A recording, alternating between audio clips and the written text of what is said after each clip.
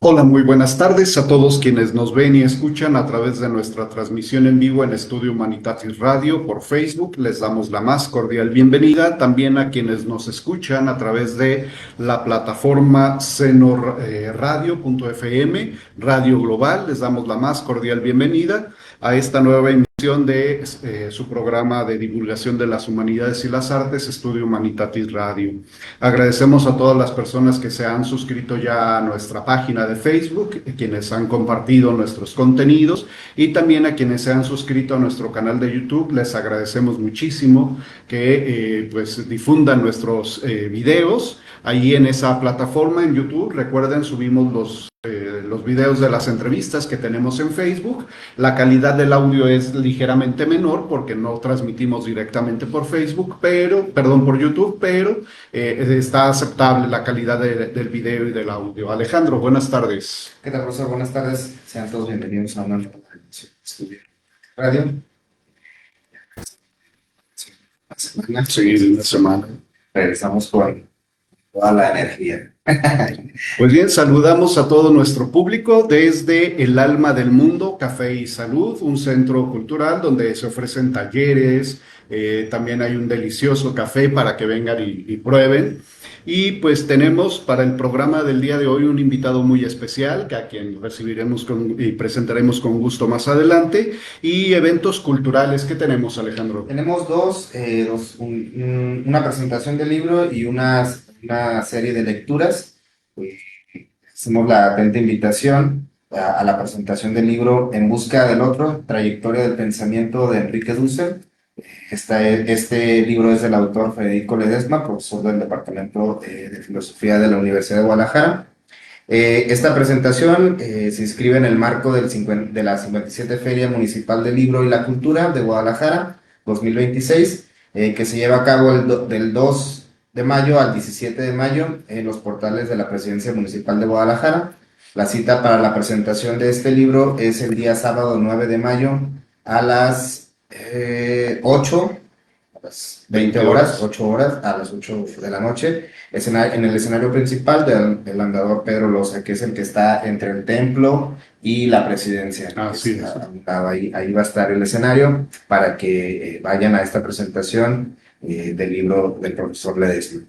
Y también les compartimos una invitación que nos hace el Departamento de Letras del Centro Universitario de Ciencias Sociales y Humanidades a asistir a la lectura dramatizada de obras del siglo de oro español y novohispanas, que se llevarán a cabo el día miércoles 20 de mayo de 10 de la mañana a 14 horas en el Auditorio 1 del edificio H del CUSH, Belénes, que está ahí en Periférico.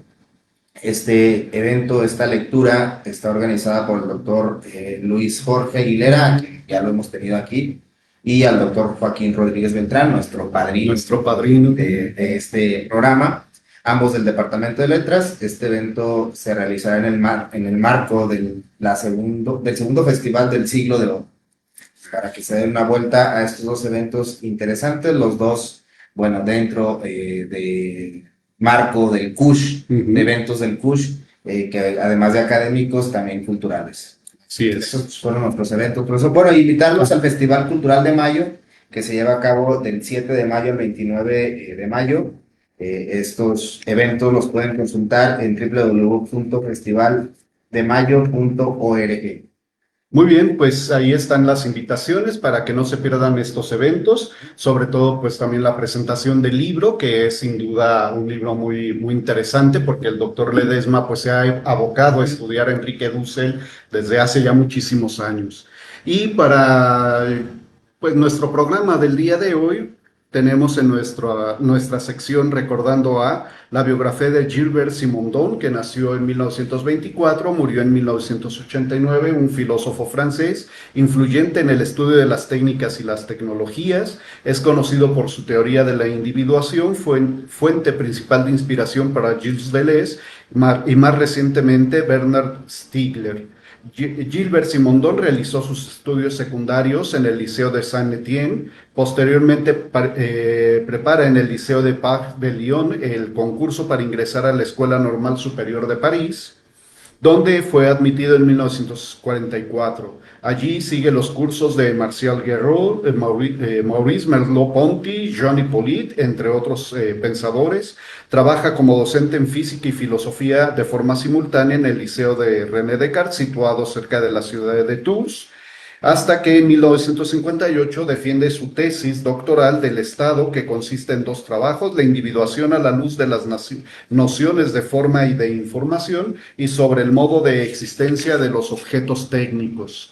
Algunas de sus obras en español son sobre la psicología, sobre la filosofía y sobre la traducción precisamente de El modo de existencia de los objetos técnicos, y sobre la técnica, este último editado en 2017 en español. Y pues es un autor que, a propósito de nuestro invitado del día de hoy, viene muy ad hoc. Adelante, Alejandro, ¿a quién tenemos como invitado? Bueno, agradecemos y presentamos al doctor Germán Humara Maya Velasco. Él es profesor investigador adscrito al Departamento de Filosofía de la Universidad de Guadalajara, doctor en Arte y Cultura por la Universidad de Guanajuato, egresado del doctorado en Estética por la Universidad de París, Nantes, La Défense, miembro del Sistema Nacional de Investigadores, especialista en estética y teorías del arte contemporáneo, filosofía de la tecnología, cibercultura y posthumanismo. Autor de diversos textos como Hackear el cuerpo, una virtualización de lo humano, de 2023,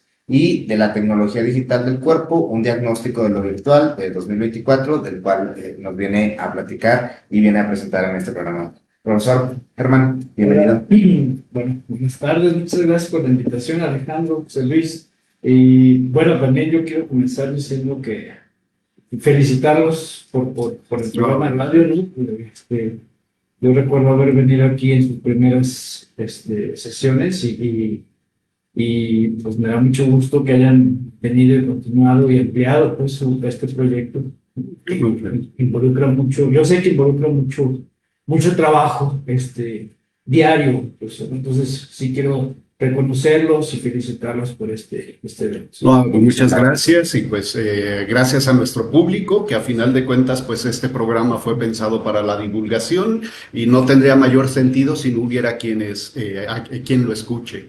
Y pues a propósito del tema, que es la presentación del libro, les decimos a todas las personas que nos están viendo y escuchando a través de Facebook, y también a quienes nos escuchan a través de Seno Radio, que se va a rifar precisamente un ejemplar que nuestro invitado, pues de muy buena gana, nos ha traído para ofrecer a nuestro público a través de un sorteo. Les vamos a pedir, por favor, que se inscriban a través del chat en vivo de la página de Estudio Humanitatis Radio de Facebook, que nos digan, por favor, en el chat su nombre y cualquier indicación que nos diga que les interesa el libro. Quiero el libro, quiero participar en el sorteo, anótenme en la rifa, yo quiero, cualquier expresión que indique que se quieren ganar el libro. ¿De acuerdo? Por favor, para que se anoten, nosotros iremos anotando aquí en una lista ciega pues los nombres de las personas inscritas, y al final nuestro invitado elegirá un número para sortear el libro. Sin decir nombres, pero de entrada agradecemos a todas las personas que ya han dejado sus saludos. Nada más voy a decir los comentarios. Saludos al doctor Germán, de mis filósofos favoritos. Otro radio ciberescucha nos dice: muy buenas tardes. Muy buenas tardes. Un excelente viernes. Un abrazo a los profesores. Otra persona nos dice: saludos al doctor Germán y pues al staff, Alejandro, y a su servidor. Nos dejaron un comentario. Además, Simondón es el filósofo favorito de nuestro estimado profesor, el doctor Germán. Uno de mis favoritos, últimamente. Hay quienes nos agradecen. Muchísimas gracias a quien nos dice felicidades a los organizadores. Es un proyecto muy chido. Y ya se anotó una primera persona para la rifa, entonces ya lo anotamos aquí. Y ya quedó. Entonces anótense, por favor, y si nos están viendo y escuchando en otras plataformas como en Seno Radio o en las otras páginas de Facebook donde se replica el video, pásense Estudio Humanitatis Radio para que dejen preguntas, comentarios, saludos y se anoten para la rifa. Y pues para entrar ya como en materia, ¿Cómo surge el interés? Porque vemos pues en su trayectoria que pues has estado trabajando mucho esta cuestión de la tecnología, de la cuestión del cuerpo y ahora pues la cuestión de la digitalización y lo virtual. ¿Cómo nace este interés por ese tema en particular? Pues, mira, en general el tema de la tecnología parece que surge principalmente por mi trabajo académico de hace unos 20 años, más o menos, donde yo comencé a trabajar justamente en la universidad, en el sistema de universidad virtual de la UDG, unos 18 años, no es tanto. Y bueno, fue justamente ahí donde yo me empecé a cuestionar justamente el sentido de la educación virtual, o sea, y su utilidad y su función, y si realmente la educación virtual servía o no servía. Fue así donde yo comencé a pensar justamente toda esta cuestión de los ambientes virtuales de aprendizaje, la función de las tecnologías. Y creo que es así, o sea, bastante con un contacto directo en términos profesionales donde yo empiezo a involucrarme en todo este universo de la cultura de lo digital, ¿no? En general. Y pues una de las preguntas que siempre me ha estado rondando desde esos momentos es que se habla mucho y se ha estado hablando mucho de una revolución cultural, una transformación de la sociedad en términos económicos, políticos, artísticos, culturales, etcétera, a raíz de las tecnologías digitales, ¿no? O sea, y todo el mundo asumimos que efectivamente hay una transformación, hay una revolución, pero exactamente en qué consiste esa transformación, qué es realmente lo que se ha transformado en nosotros a partir o a la luz de estas infinidad de invenciones tecnológicas, ¿no? Y de esta vertiginosa también innovación constante y permanente de las tecnologías. Entonces, es un poco esta pregunta la que me lleva a teorizar en este libro llamado de la tecnología digital del cuerpo. Más o menos así. Muy bien. Bueno, ya hemos tenido otros programas donde se ha hablado de pues, el flujo de información, cómo se van consolidando incluso distintos ambientes virtuales donde ciertas narrativas de ficción se tienen como extensión estos de los universos extendidos en multimedia, etcétera. Y tú abordas también en este libro este tema de lo virtual y nos llama la atención pues que te preguntas precisamente cómo podemos entender lo virtual, cómo defines lo virtual, qué es esto de lo virtual en tu texto, en tu libro. Mira, es una pregunta bien necesaria, bien importante y clave para hablar de este libro, porque justamente de ahí se desprende una de las tesis centrales. Solemos pensar lo virtual como algo que se opone a lo real. Bueno, al final de cuentas, el concepto de virtual, pensado filosóficamente, tiene una tradición que está ligada también con una discusión ontológica. La podemos ver desde Platón, Aristóteles, cuando comienzan a preguntarse sobre esta condición como una característica del ser, ¿no? El acto de la potencia, ¿no? Y desde ahí podemos empezar a vincular y a identificar el concepto de lo virtual que está ligado de alguna manera con una cualidad del ser o de los entes. Y esta tradición filosófica pues ha estado presente hasta el siglo XX, más o menos, que curiosamente en el siglo XX el concepto de virtual se empieza a ligar también con cuestiones tecnológicas. O sea, pensemos en el uso de un aparato como un teléfono y el impacto cultural que esto significa. A lo mejor todos nuestros escuchas ya son más jóvenes, ¿no? Ya no hicieron con celulares, pero un teléfono, bueno, no sé, pues ya están conviviendo. Pero al final de cuentas, un teléfono nos coloca en una situación distinta donde podemos comunicarnos con un otro lejano, a miles de kilómetros, y esto genera también una concepción del espacio y el tiempo nueva, distinta, como finalmente cualquier invención tecnológica lo provoca. Entonces, de ahí es como lo virtual se empieza a vincular también con la tecnología. Pero curiosamente el concepto de virtual lo empezamos a relacionar con una especie de realidad paralela a la realidad real, y disculpen la redundancia, ¿no? Como si hubiera una realidad real y una realidad virtual. Y la realidad real existe y la realidad virtual parece que no existe. quién sabe dónde está. Y entonces, desde esta contraposición es como comenzamos a anclar una visión sobre el mundo, sobre la realidad y sobre la tecnología, ¿no?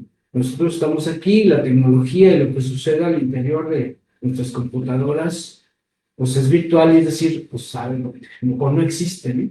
Y entonces justamente una de mis tesis centrales de este texto es que si realmente aspiramos a hacer una comprensión profunda de la sociedad actual, de la sociedad contemporánea, tenemos que desembarazarnos de esta idea. O sea, lo virtual no se contrapone a lo real.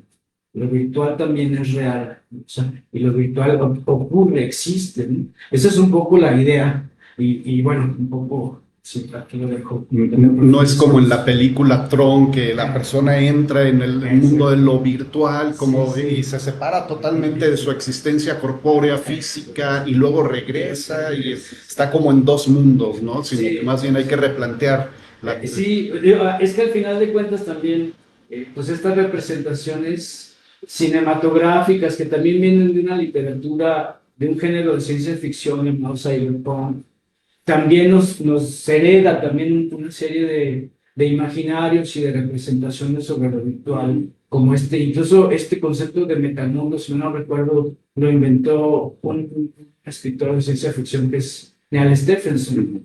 Y él dice, es el que comienza a hablar de metamundos, pero para hablar de estas realidades estilo Matrix, ¿no? Donde uno entra a otras realidades alternas y puede tener incluso otras vidas, pues, ¿no? Pero sí, eso, sí. Pues antes de cederle la palabra a Alejandro, dos cosas. Aquí ya otro Radio Ciber escucha que es asiduo a nuestro programa, nos dice saludos al invitado, manda saludos también a Alejandro y a su servidor y a todos los que participan en la transmisión, y nos dice que nos está escuchando atentamente, y otra Radio Ciber escucha nos manda saludos.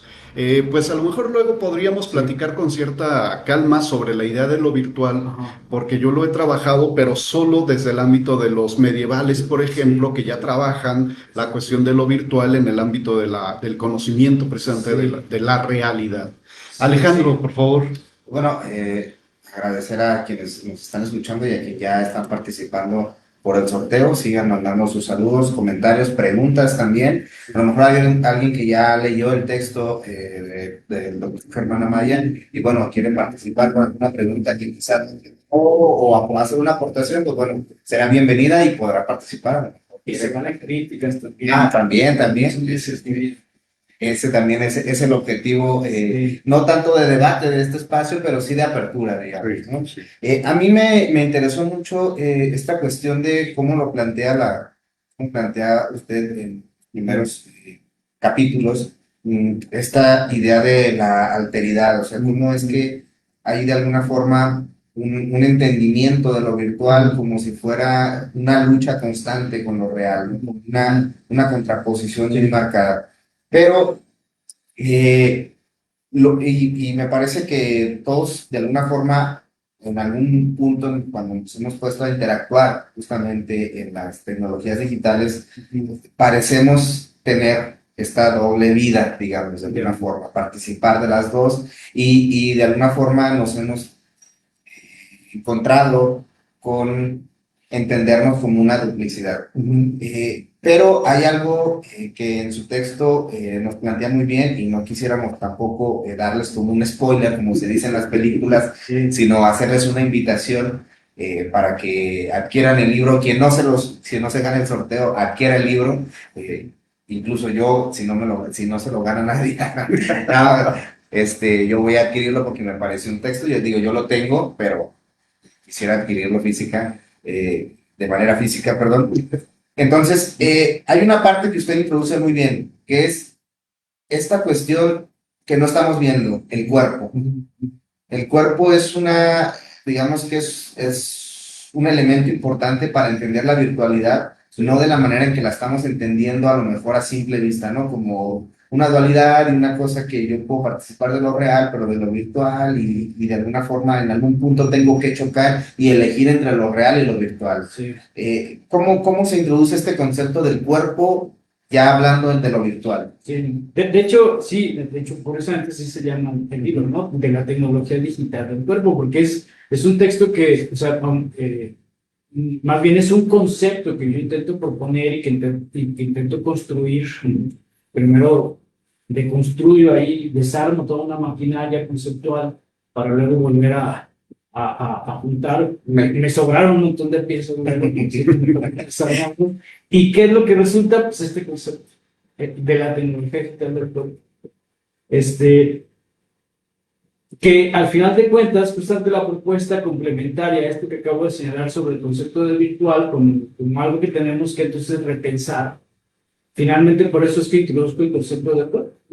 ¿Qué es el cuerpo? ¿No? O sea, digo, si nos vamos un poco a la tradición filosófica, no me voy a ir hasta René Descartes, ¿no? O sea, el más contemporáneo es la versión filosófica del siglo XX, francesa, concretamente, con Merleau-Ponty, completamente con Merleau-Ponty, que es quien reintroduce el concepto del cuerpo para repensar esta especie de inmediatez que somos, ¿no? O sea, es decir, ante esta pregunta de qué es el ser humano o qué somos como seres vivos, quizá también una manera de responderlo es la pregunta por el cuerpo, ¿qué somos?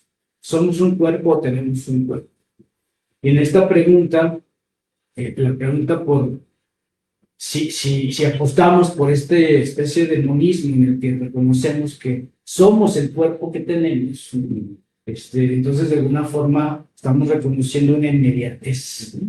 Entonces aquí cobra todo esto cobra sentido porque cuando pensamos lo virtual, pues lo virtual no tenemos que pensarlo como esa distancia, esta lejanía, este universo que está al interior de las computadoras, ¿no? O de las redes, sino que en realidad lo virtual realmente adquiere sentido en la medida en que es pensado desde el cuerpo que experimenta la virtualidad, desde el individuo que está aquí sentado, postrado, explorando, escuchándonos. Es ahí donde lo virtual adquiere sentido. Entonces, es ahí la propuesta de la reintroducción del concepto virtual, ¿no? Para dejar de pensar lo virtual como esa distancia lejana. Sí, entenderla más quizás como una participación del cuerpo Sí. en otro ámbito, quizás, ¿no? Como lo decía usted muy bien, en este desarrollo de las culturas de las nuevas tecnologías, ¿no? Sí.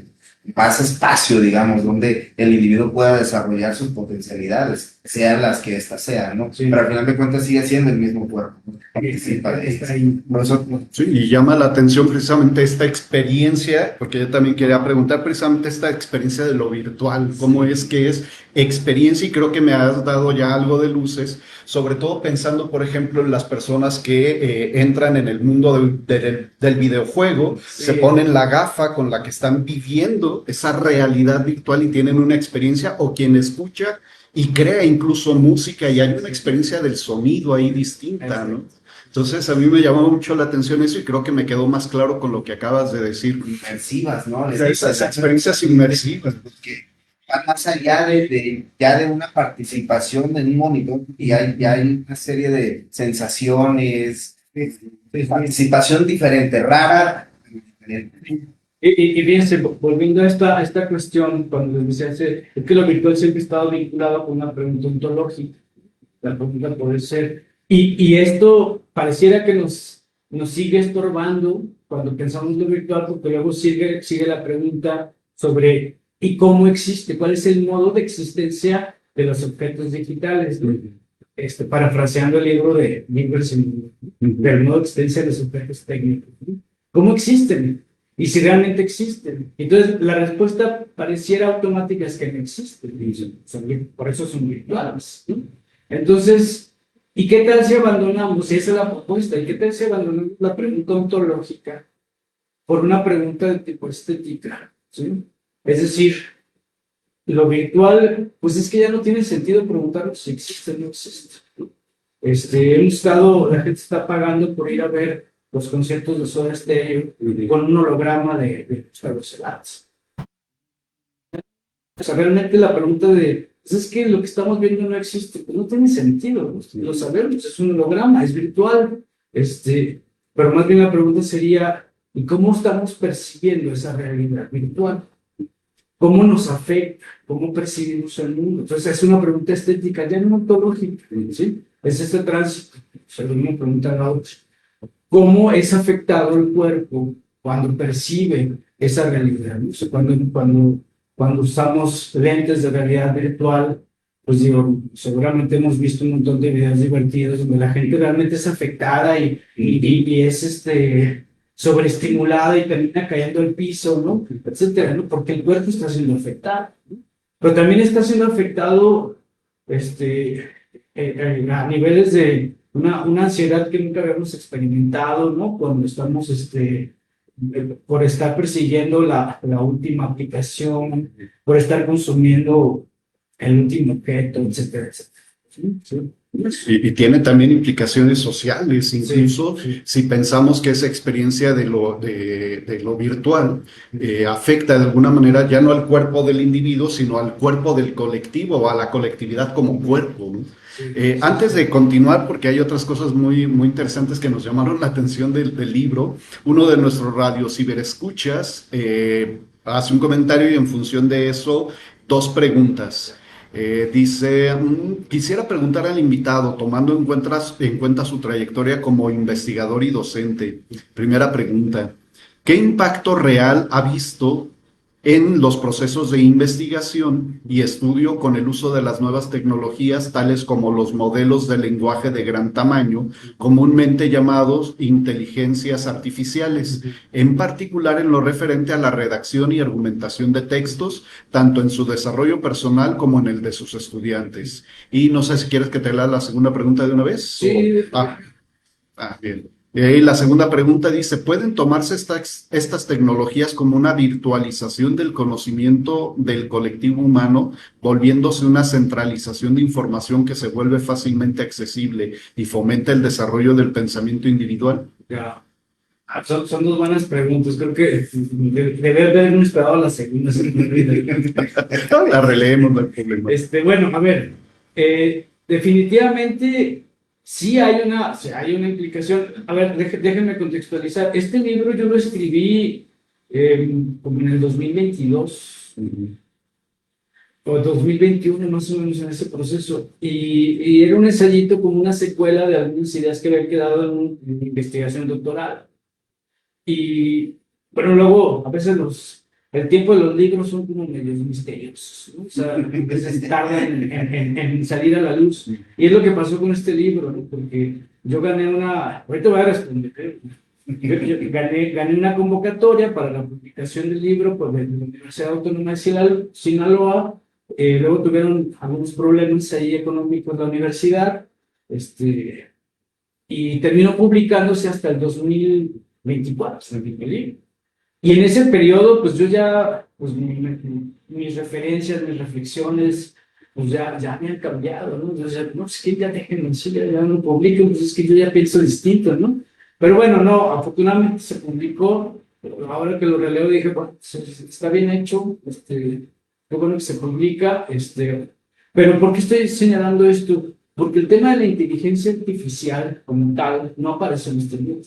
Si hoy tuviera que hacer una revisión, yo incorporaría un apartado o varios apartados sobre inteligencia artificial. Y no es que la inteligencia artificial no existía en ese momento, pero, y por ahí hago algunas alusiones a esto, pero no como una vez que aparece ese ChatGPT, que fue por ahí en el 2022, y que se democratizó, y que todo el mundo empezamos a usar la inteligencia artificial, y que hoy pues ya finalmente pues es como un antes y un después de Cristo, ¿no? Son un antes y un después de la inteligencia artificial. El mundo cambió y realmente tiene muchas implicaciones.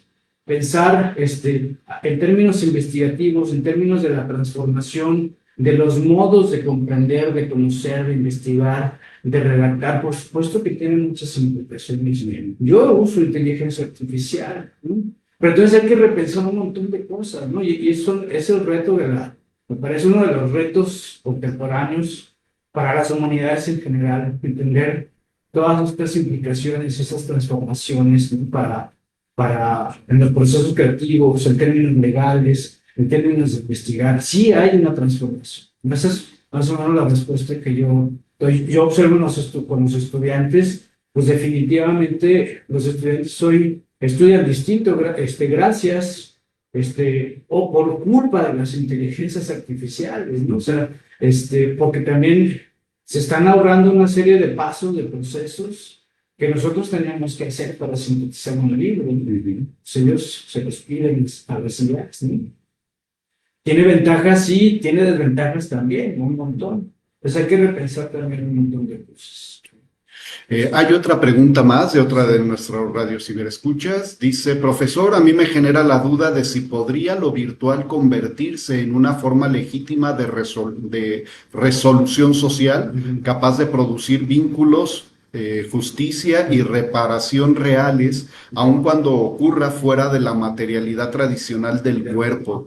Dice, yo pienso que sí, pero me gustaría escuchar su respuesta. Sí, bueno, miren, o sea, es que al final de cuentas lo virtual siempre nos ha acompañado. O sea, ahorita estaba pensando a propósito de la segunda pregunta y intentándola poner esta otra, estaba pensando en este libro de El Cratilo de Platón. Y en este libro hay una discusión donde justamente se discute sobre el tema de la escritura, ¿sí? Y finalmente Sócrates, pues, denuncia la escritura como una modalidad, incluso fíjense lo que voy a decir, como una tecnología, porque finalmente la escritura se convierte en una tecnología que está en contra del intelecto, porque Sócrates, el intelecto tiene que ver con la palabra viva, la palabra hablada, y la escritura, ¿qué es lo que hace? Sepulta, mata, aniquila el pensamiento. Si supiera que justamente gracias a la escritura es como pensamos, ¿no? Pero, ¿por qué estoy hablando de esto? Porque finalmente la escritura también es una modalidad de virtualización del pensamiento, ¿sí? Incluso también cuando uno piensa en una obra de arte, y no estoy pensando en una obra de arte digital, o sea, desde las cuevas de las primeras obras de arte prehistóricas que tenemos, ¿no? Pues realmente, ¿qué es lo que estamos haciendo? Estamos entrando a un proceso de inmersión de realidad. Estamos teniendo una experiencia de lo virtual, ¿sí? Entonces, ¿quién sabe qué pasó en el último siglo? Que lo virtual justamente terminamos convirtiéndolo en algo muy alejado de lo real, cuando en realidad no lo era. O sea, y definitivamente, si hay que distinguir entre una experiencia que ocurre al interior de una computadora y una experiencia que ocurre físicamente, sí hay una diferencia. Entonces, bueno, un poco por ahí podría empezar a responder esta segunda pregunta. Y la primera, bueno, sí. Bueno, la persona que escribió las preguntas anteriores dice, agradezco mucho la amabilidad del invitado por responder a estas preguntas y ya se anotó para el libro. Y otro radio ciberescucha nos dice, en un futuro, cuando estudien su obra maestro, con ese libro se hará la distinción del primer Germán y el segundo Germán, por lo que dice que ya no piensa lo mismo como los autores que evolucionan. Probablemente, ¿no? Aunque últimamente yo sigo trabajando estas ideas, estas visiones de una forma más madura. O sea, que sí, en los últimos años, uno de mis filósofos que más he trabajado es justamente Gilbert Simondon, y he encontrado ahí un montón de cuestiones donde justamente estoy matizando todas estas posturas que ahora le llamo una especie como de materialismo posthumanista, ¿no? O sea, lo estoy sosteniendo al final de cuentas que lo digital no es tan digital como solemos creer, ¿no? Pero bueno, esto ya no es parte del libro, ¿no? Pero es una consecuencia de esto. Es decir, cuando pensemos en lo digital tenemos que pensar en todas las condiciones materiales que están detrás, ¿no? De esta supuesta desmaterialización del mundo. Platicábamos, de hecho, con uno de los invitados, un estudiante de la maestría en estudios filosóficos que está trabajando precisamente también la cuestión del flujo de la información. y él nos decía, bueno, es que a final de cuentas se requieren de servidores, se requiere de equipo material para poder resguardar la información, no es que esté virtualmente en la nube, es decir, está en un depósito en físico, entonces es una cosa un tanto como entre irónica, ¿no? Que lo virtual requiera de lo material para poder darse, o para incluso de los instrumentos físicos para poder acceder a lo material, digo, a lo virtual. Perdón, Alejandro. Sí, además, ciertamente engloba muy bien, Germán, esos capítulos que pude revisar. Debo reconocer que no me alcanzó el tiempo para terminarlo. Estuve ahí haciendo algunas cuestiones sociales y familiares y trabajar otras cosas. Entonces, bueno, me reconozco que no lo terminé de leer, pero en los capítulos que revisamos, que al final de cuentas no se trataba aquí de desglosar el texto y de hacer una disección completa, sino más bien de hacer una pequeña introducción y una invitación a nuestros escuchas para que, bueno, adquieran el libro, lo trabajen y, bueno, ahí en el departamento, en los pasillos del Departamento de Filosofía le hagan sus críticas personalmente al profesor o comentarios. Sí. Y bueno, ahí me agradó mucho esta cuestión de la pregunta que hicieron precisamente de las implicaciones de las nuevas tecnologías en este proceso de enseñanza-aprendizaje, ¿no? Que al final de cuentas, con la pregunta que siempre le hacemos a los invitados, ¿cómo surge el interés por los temas? En este caso por el libro, nos decía muy bien usted que es más bien fue la inquietud inicia por las clases en la modalidad virtual, ¿no? Sí, exacto. Y a mí me gustó mucho esta cuestión que nos planteaba de si hay realmente un cambio, ¿no? Si hay realmente un cambio justamente con las tecnologías inmersivas. Hay una forma, una ansiedad creciente. ¿Qué pasa, digamos, con la virtualidad en la educación? También hay una especie de ansiedad también, de alguna forma, hay un crecimiento, hay una ampliación, quizás un retroceso en algunas técnicas, la metodología quizás, no sé, pensando pues en que algunos estudiantes he notado que se quieren pasar algún paso, vaya la redundancia, de una metodología de investigación porque están las tecnologías ahí, y esa es la gran tentación, ¿no? Pero, ¿qué pasa? ¿Que ha realizado ese diagnóstico de alguna Sí, a ver, es que hay mucho que pensar al respecto, ¿no? Yo siempre pienso las tecnologías como son invenciones que vienen a trastocar las dinámicas cotidianas de vida, ¿no? Todas las tecnologías. Y todas las tecnologías terminan generando reacciones, y reacciones en contra de ellos, ¿no? O sea, la bombilla de luz en algún momento genera una reacción, ¿no? Porque también incluso generar algunas, provoca incluso la transformación de las dinámicas incluso laborales, la gente se queda sin trabajo, se dice no, pero bueno, luego más bien se modifican también las modalidades de trabajo.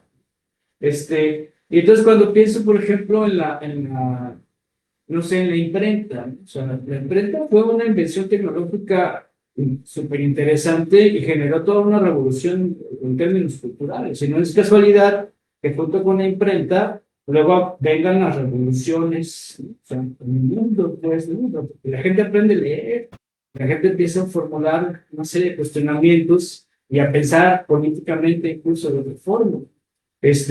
Y con la aparición de la web y del internet y de las tecnologías ocurre algo similar, ¿no? O sea, y obviamente hay muchas reacciones, y mucha gente también va a decir, bueno, es que incluso las tecnologías van a traer consigo una especie de reblandecimiento intelectual, ¿no? O sea, y todo lo que habíamos ganado con la imprenta, pues las tecnologías van a venir a aniquilar, ¿no? O sea, cuando el uso del lenguaje incluso queda reducido ahora a simples GIFs, ¿no? Por ejemplo, o a stickers, ¿no? Cuando antes uno utilizaba la palabra, ¿no? Hablada y escrita, ¿no? Entonces, eso es claro que tiene implicaciones. Luego, también hay una transformación generacional. Nosotros los profesores que fuimos educados con otras formas, con otros principios, con otras metodologías, pues ahora nos estamos enfrentando con jóvenes que también han sido educados con otras tecnologías. Entonces, yo escucho constantemente voy a decirlo tal cual, este prejuicio sobre los jóvenes, ¿no? O sea, es que los jóvenes de hoy no saben leer, los jóvenes de hoy ya no piensan, ¿no? Los jóvenes de hoy ya no leen, ¿no? Perdón, pues yo creo que no todo lo contrario. O sea, yo creo que los jóvenes sí saben leer y sí saben pensar, pero piensan distinto a nosotros. Y sí, efectivamente, pues a lo mejor no leen los libros que uno quisiera que leyeran, ¿no? A Molière, a Víctor Hugo, a Quijote, pero leen un montón de bestsellers, ¿no? Y leen muchísimas cosas en internet, más que a lo mejor que nuestra generación. Y estoy pensando en una filósofa norteamericana que se llama Catherine Hayes, que hace una diferenciación entre dos modalidades de aprendizaje, o sea, el deep learning y el hyperlink learning. ¿Qué es un deep learning? Es un aprendizaje profundo. Cuando uno aprendió a leer, uno leía su libro, y si de repente pues no teníamos internet cuando éramos estudiantes, ¿no? Y si hacía alusión a una obra de arte, pues nos quedábamos con la duda o nos la imaginábamos, ¿no? Pero hoy inmediatamente recurrimos a nuestra computadora, a nuestro celular para verla, ¿no? Y esto es un interlink, ¿no? O sea, es un aprendizaje horizontal de múltiples conexiones, ¿no? Y sí, por supuesto, tiene implicaciones. O sea, cuando uno aprende de esta forma y no de esta forma, pues también nuestra atención se centra en diversos momentos, en diversos procesos. Entonces, más bien tendríamos que repensar un montón de cosas. Cómo está ocurriendo estos procesos de aprendizaje en la actualidad, antes de condenarlos, ¿no? Como erróneos, como equivocados, ¿no? Bueno, no sé si más o menos por ahí Sí. tiene eso a las respuestas. Y además, lo que se está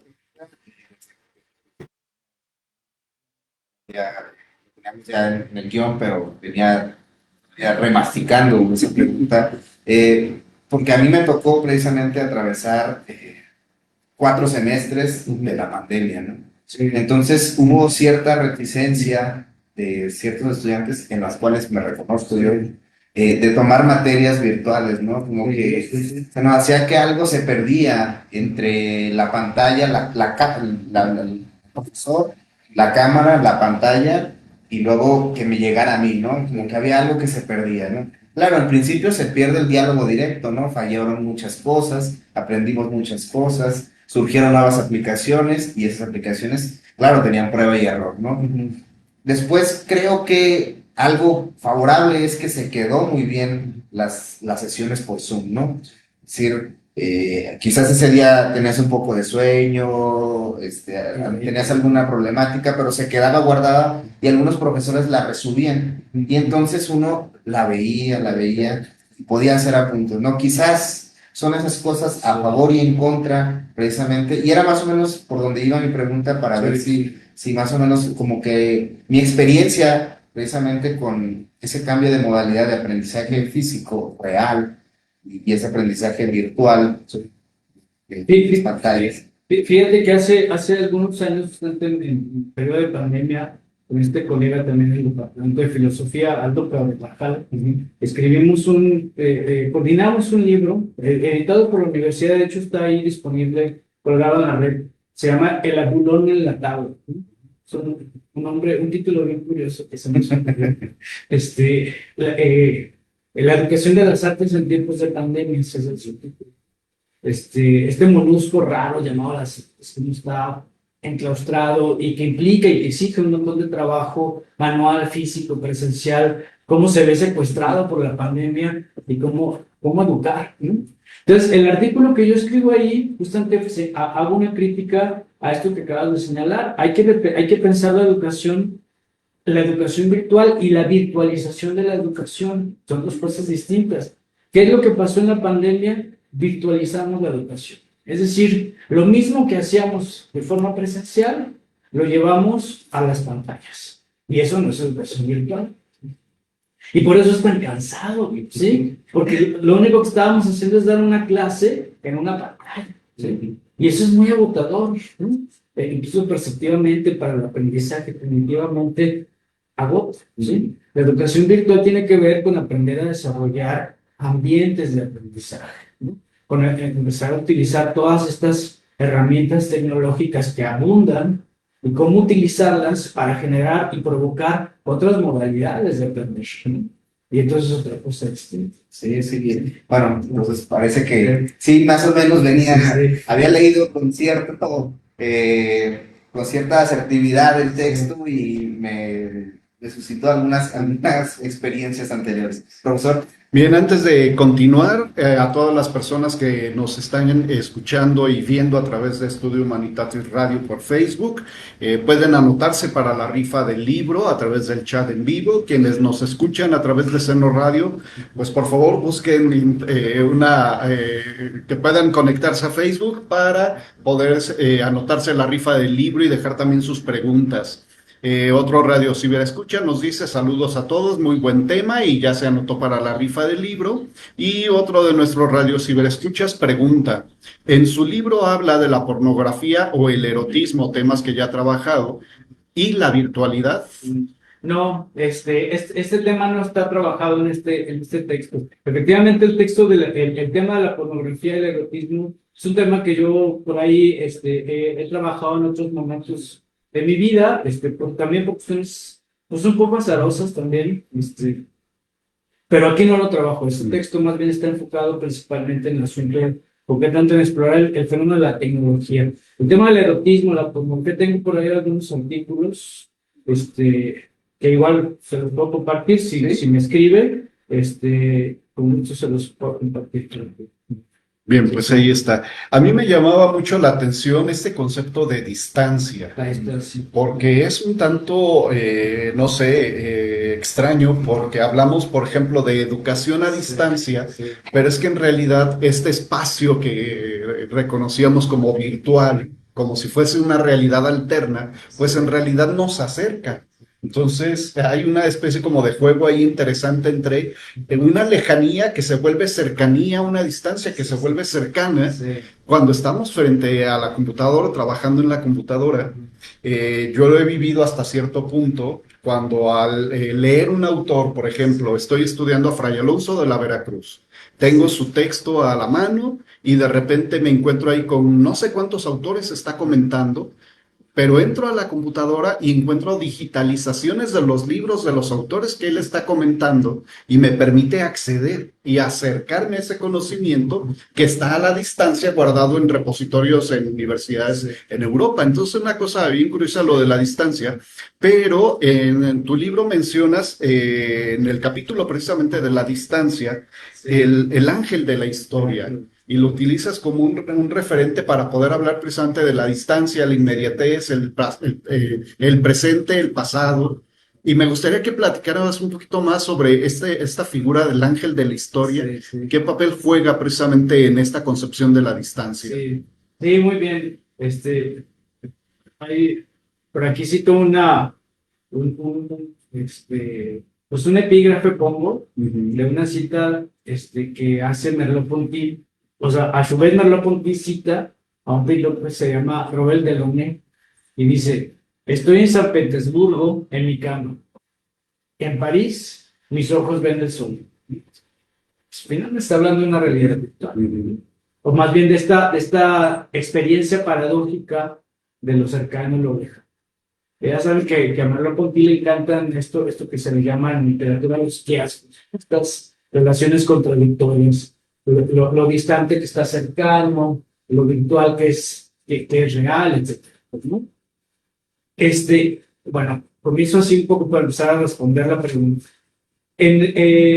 Efectivamente, este es un pequeño apartado que hago más como el tipo metodológico para intentar explicar hacia dónde va y cómo estoy pensando toda esta realidad quiásmica, conflictiva, de lo real y lo virtual, de lo lejano y lo cercano, de lo distante y lo próximo. Porque al final de cuentas parece que tenemos experiencias paradójicas cuando entramos a internet y de repente estamos platicando con un amigo en San Petersburgo, pero que está lejos, pero al mismo tiempo está cerca, ¿no? Entonces esta experiencia de lo cercano y lo lejano también se modifica, como se modificó en su momento la experiencia del tiempo y del espacio cuando se inventaron la máquina de vapor, ¿no? Podíamos trasladarlos de una manera más fácil, ¿no? Y efectivamente, recupero el famoso ángel de la historia de Benjamin, que a su vez Benjamin hace una interpretación de esta obra de Paul Klee, de este angelito, y que en realidad Benjamin le pone el ángel de la historia y hace una interpretación de este angelito donde el ángel está como con sus alas extendidas y su mirada mira hacia un lado, creo que mira hacia la izquierda, pero pareciera que se está proyectando hacia el otro lado, hacia la derecha. Y a partir de esta proyección, Benjamin hace una reflexión sobre el tiempo, sobre el pasado que mira, sobre las ruinas del tiempo, sobre el pasado que ya fue, y que no podemos revivir, que ya no existe, y sobre un futuro hacia donde se proyecta, pero que tampoco existe, tampoco es. El pasado ni el futuro existen. Y el ángel está, pareciera, dice Benjamin, como luchando, como intentando pelear contra el viento, contra el aire. Y dice, bueno, si lo podemos interpretar como presente, como instante, como el presente, ese presente que somos, ¿no? Ese presente instantáneo.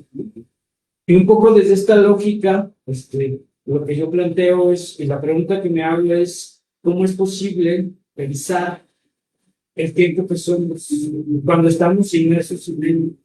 ¿Cómo es posible pensar el presente cuando el mismo presente nos está envolviendo en sus remolinos? Si realmente tenemos la posibilidad y la capacidad de tomar distancia de este presente inmediato que está pasando. Porque al final de cuentas, ¿qué significa tomar distancia? Significa alejarnos. Y a veces tomar distancia es doloroso, ¿no? O sea, es molesto, es incómodo, porque la cotidianidad pues, es más fácil, ¿no? Así como cuando somos niños que nos piden tomar distancia, ¿no? Y entonces, ¿cómo tomar distancia de un tiempo en el que estamos envueltos, ¿no? Pero curiosamente y paradójicamente ya vivimos en la distancia, la educación a la distancia. O sea, finalmente vivimos en la distancia y la distancia es nuestro presente, ¿no? En esta paradoja, en esta relación quiásmica, diríamos, es donde construye esta reflexión. No sé si más o menos... Sí, muy bien, muchas gracias, Alejandro. Pues bueno, para dar paso también al sorteo, siempre se nos va el tiempo así. Casi nos quedan unas cuantas. Sí, siempre se nos va, bueno, así se nos va el tiempo en el espacio, siempre hemos querido ampliarlo, pero bueno, es imposible, también por cuestión del tiempo de nuestros invitados y de nuestros radioescuchas, ¿no? Profesor, además de recomendarnos, evidentemente, la lectura de este libro que nos presenta el día de hoy y al cual le hacemos también la invitación, que lo adquieran, ¿alguna recomendación bibliográfica sobre este tema para quienes se pudieron haber interesado y de repente por ahí dicen, bueno, pues consigo del profesor, pero quiero irme un poquito más atrás, a modo de introducción, un libro que le pueda ser accesible, digamos, a cualquier lector para introducirse a estos temas?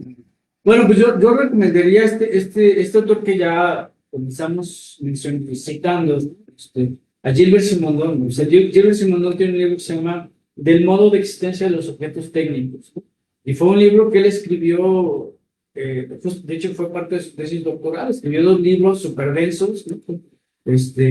Y el primero así se llama, Del modo de existencia de los objetos técnicos. Fue un libro que no tuvo tanta fortuna, quizá también por el momento en que lo escribió, ¿no? O sea, viendo tantas figuras, tantos rockstar en la filosofía francesa, ¿no? Con Diderot, Sartre, etc. Entonces, fue en el 2010 cuando su hija reedita el libro, ¿sí? Y del 2010 para acá fue una bomba, ¿no? Y es importantísimo, ese libro es básico, me parece que es uno de los libros que yo recomendaría para adentrarnos en este mundo de la filosofía de la tecnología. Pues bueno, ahí está la recomendación para quien le interesó. Y bueno, por último, para ya pasar al sorteo, ¿dónde podemos conseguir su libro, profesor? Pues miren, es un libro editado por la Universidad Autónoma de Sinaloa. Desgraciadamente las editoriales universitarias a veces no tienen tanta distribución. Se puede conseguir por internet directamente en la editorial de la universidad. O en su defecto, de ahorita ya solo me queda este libro, este que le estoy donando, y el que yo uso siempre. Pero estoy a punto de comprar, de hacer de comprar un puño de libros para tener justamente. Entonces, si les interesa, pues basta que se comuniquen conmigo y en cuanto yo tenga libros, pues yo se los puedo hacer llegar directamente. ¿Nos podrían facilitar nada más así rapidísimo el correo? Germán, con doble N y H, Germán Omar, @gmail.com. Eso es mi correo. Ahí está, pues para que se pongan de acuerdo con el profesor, para que le pidan su ejemplar de su libro, un libro verdaderamente interesante y que abre pistas de reflexión para tratar de entendernos a nosotros mismos también dentro de esto de lo virtual y que no es algo tan disociado de la realidad, que no está disociado de nuestra realidad.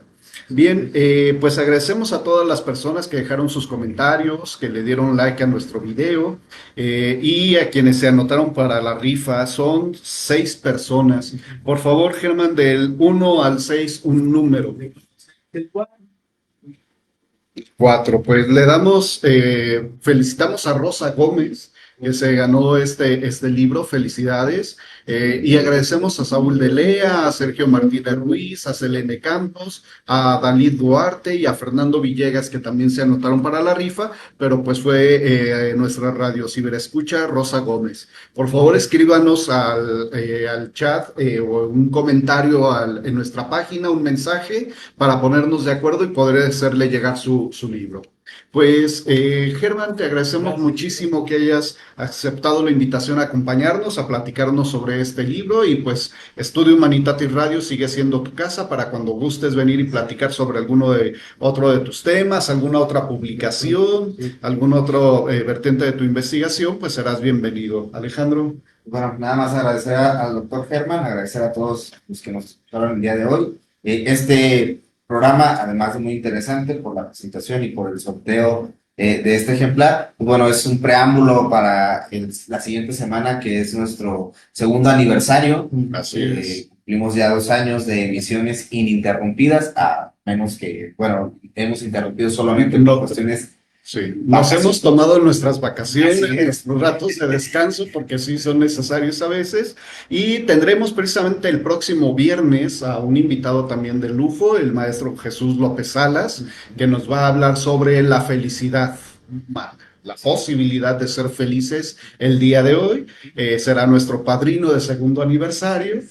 Entonces esperamos que nos puedan sintonizar y escucharnos a través de senoradio.fm o en nuestra página de Facebook, Estudio Humanitatis Radio. Habrá sorpresas, por cierto. Sí, para que no se lo pierdan, habrá una sorpresita casi ya al final del programa. Puede ser. Lo dejamos abierto. Sí. Pues muchas gracias a todos por su atención. Esto fue Estudio Humanitatis Radio, un programa para la divulgación de las humanidades y las artes. Hasta la próxima.